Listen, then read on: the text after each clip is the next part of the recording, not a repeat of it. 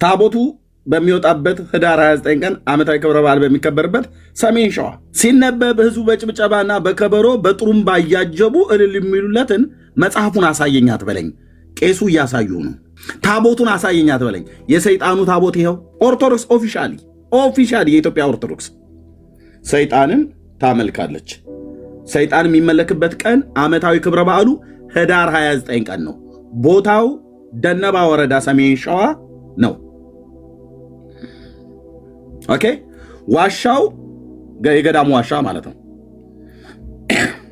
የገዳሙ ዋሻ አንዴ ጠብቁኝ። እዚሁ እኔ በሃርድ ዲስክ ላይ ስለወሰድኩትኝ የገዳሙ ዋሻ ይኸው እዚያ አስቀምጠውታል። ይህንን እኔ የላኩት ወንድሜ እዛ ሄዶ አይቶታል። ይህ እዚህ ጋር የምታዩት የሰው አጽም ነው። ይሄ ሰው ሰይጣን አምላኪ ነበረ ተብሎ ይታመናል እና ወደዚህ ወደ ገዳሙ ሲመጣ ድንጋይ ተንከባሎበት ነው መጥቶ የገደለው። ጌታችን መድኃኒታችን ኢየሱስ ክርስቶስ ተገለጠላቸው። እሱ በቅንነት ለሚጠሩት ቅርብ ነውና ጌታችንን በሚጣፍጥ አንደበቱ እንዲህ አላቸው። ወዳጄ ዘዋለ ጽድቅ፣ ፍቅር፣ አንድነት ለአንተ ይሁን። የባሪያ አባቴ የአብ የባሕርይ ሕይወት የመንፈስ ቅዱስ ፍቅር አንድነት ከአንተ ጋር ይሁን አለው። ዳግመኛም ከዚህ ገዳም ተነስተህ እኔ ወደ አዘዝኩ ቦታ ሂድ፣ ክፍልህ በዚህ አይደለምን? ያችም የምትሄድባት ቦታ እኔን በንጹሕ ድንግልናዋ የወለደች በእናቴ በማርያም ስም ሰርቼ ቀድሻታለሁ፣ አክብሬያታለሁ አላቸው። በዚያም ፈቃዴን አድርግልኝ፣ እኔም ሁልጊዜ ከአንተ አልለይም። ጌታችንም ይህንን ተናግሮ ተሰወረ። አባታችን ዘዋለ ጽድቅ ወደ ታዘዙበት ቦታ ይሄዱ ዘንድ ተዘጋጁ። ወደ አባታችን ዜና ማርቆስ ሄዱና አባቴ ሆይ ባርከኝ፣ በጸሎትም አትርሳኝ፣ እኔስ ከአንተ እንድለይ ባልወደድኩም ነበር፣ ነገር ግን ወደ አዘዘኝ እሄድ ዘንድ የእግዚአብሔር ፈቃድ ሆነ አሏቸው። አባታችን ዜና ማርቆስም አባቶች ቅዱሳን ደስ ያሰኘች እግዚአብሔር መንፈሳዊ ምግቡን መግቦ እስከዚህ ሰዓት ያደረሰኝ እሱ ከአንተ ጋር ይሁን፣ የምትሄድበትን መንገድንም ያከናውንልህ፣ ታላቅ አባትም ትሆናለህ አሏቸው። አባታችን ዜና ማርቆስም ይህንን ተናግረው ከባረኳቸው በኋላ እርስ በርሳቸው አንገት ለአንገት እየተቃቀፉ ተሰነባበቱ። ወንድሞቻቸው መነኮሳትም እንዲሁ ተሰናበቷቸው። አባታቸው ዜና ማርቆስና ወንድሞች መነኮሳት ከተሰናበቱ በኋላ መንፈስ ቅዱስ እየመራቸው ጌታችን ወደ አመለከታቸው ቦታ መሄድ ጀመሩ። ከሚሄዱበትም ቦታ ሳይደርሱም ጌታችን መዘምራንንና ካህናትን አዘጋጅቶ ጠበቃቸው። የመዘምራኑ ቁጥር 300 የካህናት የቀዳሴያኑ ሰሞነኛ ቁጥር 29 ነበር። እነሱም በጣም ዝማሬ ሳሉ እኚህ ጻድቅ አባታችን ዘዋለ ጽድቅ ደረሱ። ልልበሉ ያን ጊዜ እርስ በርሳቸው በተቀደሰ ሰላምታ ተሳሳሙ። አባታችን ዘዋለ ጽድቅ በመምጣታቸው እነዛ ካህናት ተደሰቱ። እኚህ ጻድቅ እንደሚመጡ መንፈስ ቅዱስ ነግሯቸው ነበርና ከዚህ በኋላ ለካህናቱም ለሕዝቡም አባት ሆኗቸው። ራሳቸውንም ዝቅ እያደረጉ ይታዘዟቸው ነበር፣ ፈቃዳቸውንም ይፈጽሙላቸው ነበር። ዳግመኛም የእግዚአብሔርን ቃል እያስተማሩ ያፈቅሩ ዘንድ ይመክሯቸው ነበር። ሁልጊዜ ለእግዚአብሔር ደስ የሚያሰኘውን ስራ እንዲሰሩ ያዟቸው ነበር። እሳቸውም ጾምን፣ ጸሎትን፣ ስግደትን፣ መላላክን አዘወተሩ።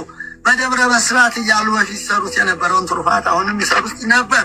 በቀንም በሌሊትም አይተኙም ነበር። ዳዊት በመዝሙሩ የተናገረውን እያሰቡ እንዲህ የሚለውን ለዓይኖቼ እንቅልፍን፣ ለክንዶቼ ሽልብታን፣ ለጉንጮቼ እረፍትን አልሰጣቸውም። የያዕቆብ አምላክ ማደሪያ የእግዚአብሔርን የእረፍት ቦታ እስካገኝ ድረስ ሰው እንዳያየው ከቀሚሱ በታች ማቅን ይለብስ ነበር። ከንቱ ውዳሴ ገድሉ ነው የሚያነቡት።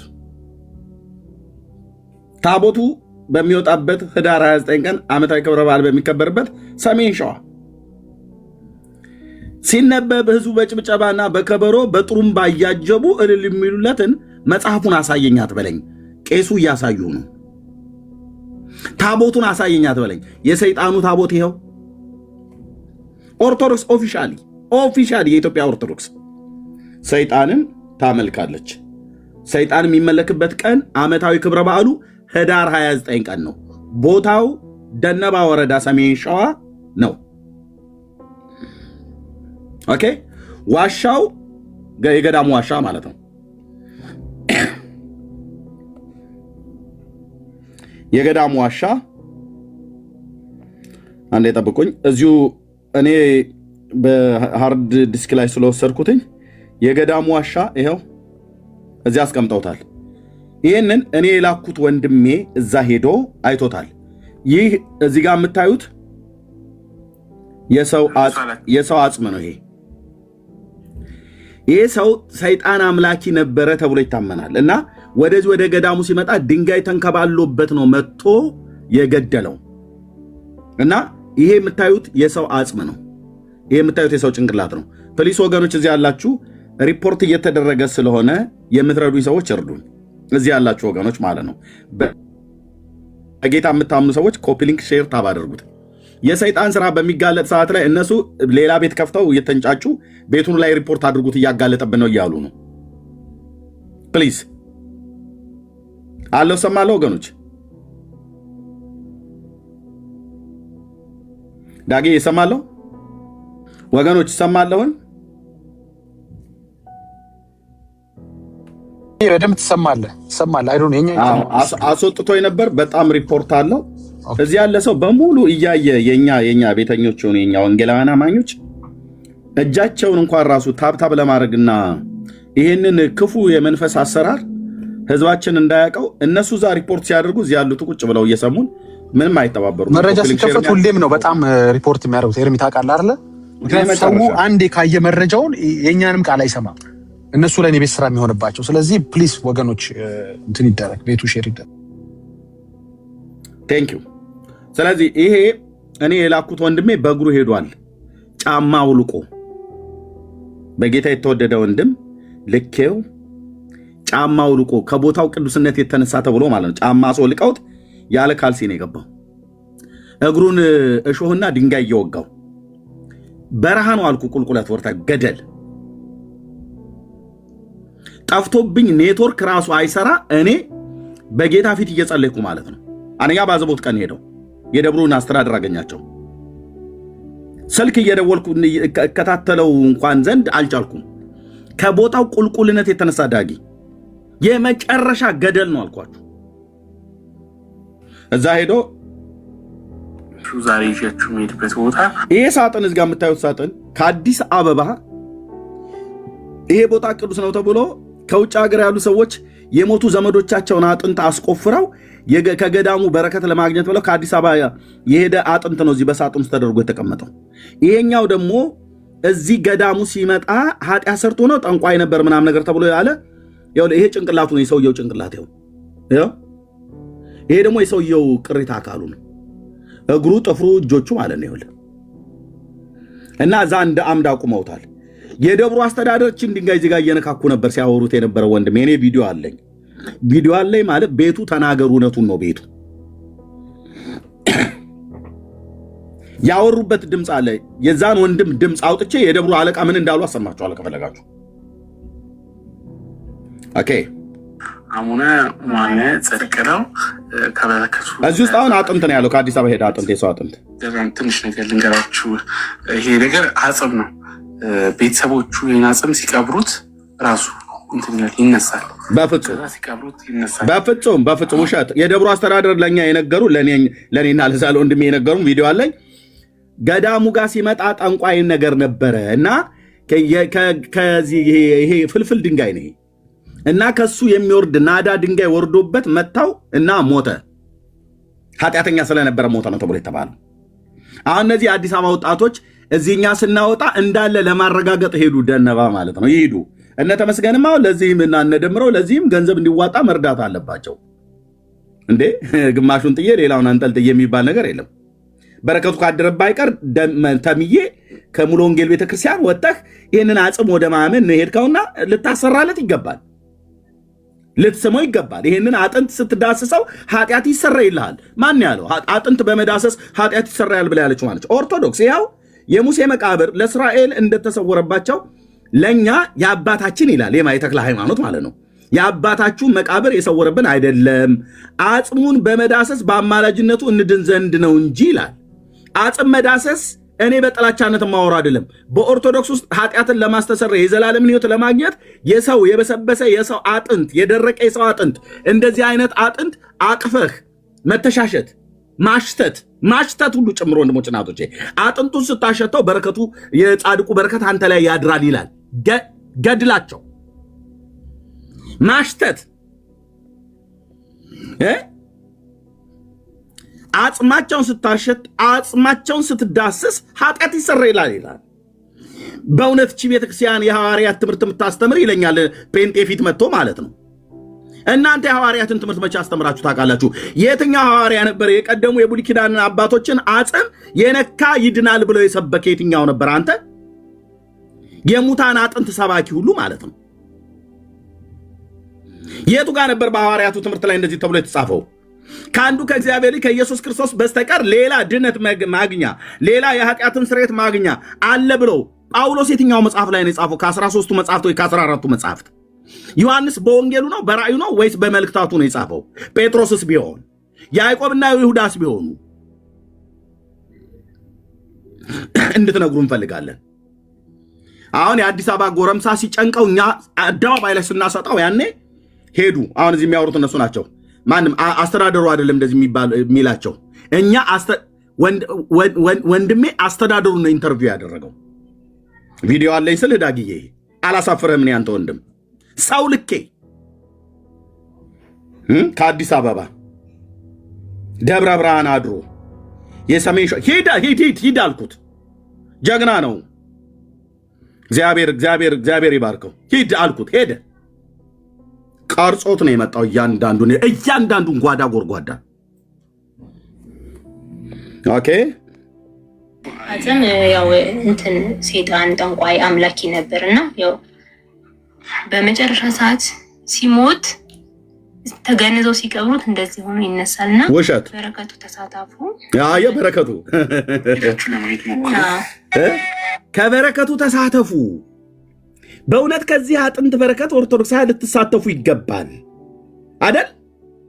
እግዚአብሔር ከክፋታችሁ እየመለሰ ይባርካችሁ ዘንድ ብላቴናውን ሰደደው ብሎ ያለውን የጴጥሮስን መልእክት ትተህ እግዚአብሔር አብ ዓለምን ሲወድ ልጁን በመስጠት በመባረክ ከዘላለም ፍርድ የአብ በረከት ከሰማያት በልጁ በክርስቶስ ኢየሱስ በኩል የመጣውን አልቀበልም ብለህ በአጥንት ላይ የሚያድር ዘመሚት የበላው ስጋው የረገፈ ጥርሱ የረገፈ በናና ድንጋይ የሚሆን ሰው ርግብግቢቱን ብሎ የሚግደለው ምንም ይሁን ብቻ የሞተን የበሰበሰ አጥንት ወደ ማሽተት ወደ መዳሰስ ትሄዳለህ። በዚች ቤተክርስቲያን በኦርቶዶክስ ለኛ መኖር ደግ ነው ይልሃል ይመጣና ማለት ነው። ደግሞ እኮ ይህን ብለው ቢሉ ጥሩ ነበር። እንደኔ አይነቱ ግን ከመቅደሷ ይቀድስ የነበረ ዲያቆን ስንወጣ ሳታውቃት እኮ ነው ኤርሚያስ የወጣኸው። ጴንጤዎቹ አዙረውብህን ይለኛል። ምንም አላዞሩብኝም ጴንጤዎቹ ብራዘርዬ። የሚዞርና የሚጫጫስ ነገር ያለው እዛ ቤት ነው። ጴንጤዎቹ አዞሩብህ ብለህ ካልከኝ ይህን መጽሐፍ ነው የነገሩ። ይሄንን ቅዱስ የሆነ መጽሐፍ ሕይወትና መንፈስ ያለበትን መጽሐፍ ነገሩኝ።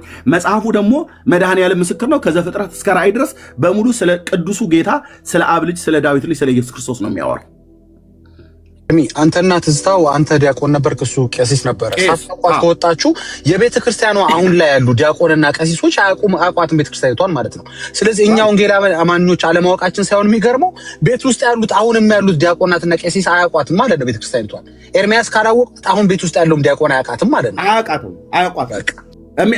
የሚገርም እኮ በእነተመስገን ነው አታውቋትም ተብለን የምንባለው። በተመስገን እኮ ነው። ድቁናውን ይሰጡህና ግን አታውቃትም ይላል። ድቁናውን የሰጠችው ቤተክርስቲያን ሆነች አወክ ብላ መልሳ ደግሞ አታውቅም ትላለች። ስለዚህ ለሌሎችም ድቁና ስለሰጠች ድቁና የሰጠቻቸው ዲያቆኖች መዝሙረ ያሬድን ጨምሮ ማለት ነው አያውቁም ማለት ነው። አሁን የጨነቀው ሆነ እኮ አንተን አያውቁም ካሉ በራስ ያገኘው ድቁና አይደለም፣ አወክ ብላ የሰጠችው ድቁና ነው። አወክ ብላ የሰጠችው ቀሲስነት ነው። ስለዚህ አታውቅም ካለች ለማያውቁ ቀሲስነትና ዲያቆንነትን ሰጣለች ቤተክርስቲያኒቷ ማለት ነው፣ አላዋቂ ለሆኑ ሰዎች። ይሄ ደግሞ ሌላ ጥያቄ ነው የሚያስነሳባቸው ማለት ነው። እኔ ግን ድቁናዬን የተቀበልኩት የአርሲው ሊቀ ጳጳስ ብፁዕ አቡነ ናትናኤል አሁን ሞተዋል። ኦኬ፣ እሳቸው ባሉበት የአውራጃው ቤተ ክህነት አባ ዘርአ ብሩክ ባሉበት ከ6 ወረዳዎች ነው ከ7 ወረዳዎች በደቡብ ምስራቅ ኦሮሚያ ክልል አርሲ ዞን ማለት ነው በተወለድኩበት አካባቢ ከነበሩ ወረዳዎች ውስጥ በሌሎችም ወረዳዎች ውስጥ ያለ ከ7 ነው ከ6 ወረዳዎች የተሰበሰቡ ወጣቶች፣ ዲያቆናት፣ ካህናት፣ መርጌቶች ሁሉ ጭምር ባሉበት ለካህናቱና ለዲያቆኑ ስልጣነ ክህነት ሰጥተውናል። አቡነ ናትናኤል የአርሲው ሊቀ ጳጳስ። ያው እዚህ መጥቶ ያምታታል እንዴ አንተ?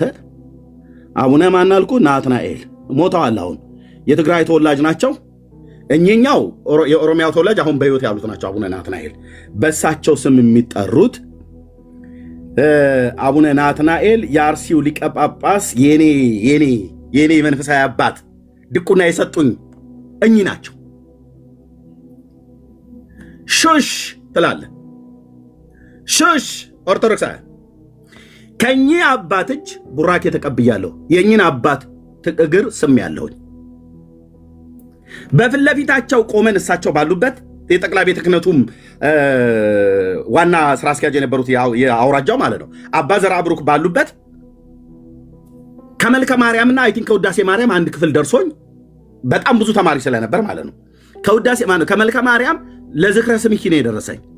ሰላም ሰላም ለዝክረ ስምኪ ሐዋዝ እምነ ከልበሚ ወቁስ ወእምነ ሰልበት ሙኡዝ ማርያም ድንግል ለባሲተ አብይ ትእዛዝ ይስቄን ይለለጽባሁ ወይነ ፍቅር ከያዚዝ ብሎ የሚለውን ክፍል ለእኔ ደርሶኝ እሳቸውና በአውራጃው ቤተ ክህነት